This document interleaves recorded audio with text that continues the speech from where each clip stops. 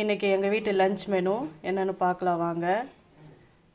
Mutton biryani, chicken குழம்பு,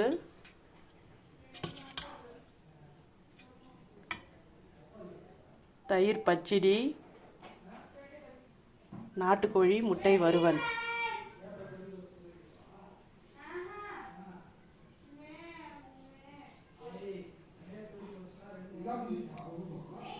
இதுதான் இன்றைக்கி எங்கள் வீட்டு லஞ்ச் மெனு. இந்த லஞ்ச் மெனு பிடிச்சிருந்தா லைக் பண்ணுங்கள், ஷேர் பண்ணுங்கள், சப்ஸ்கிரைப் பண்ணுங்கள். தேங்க்யூ.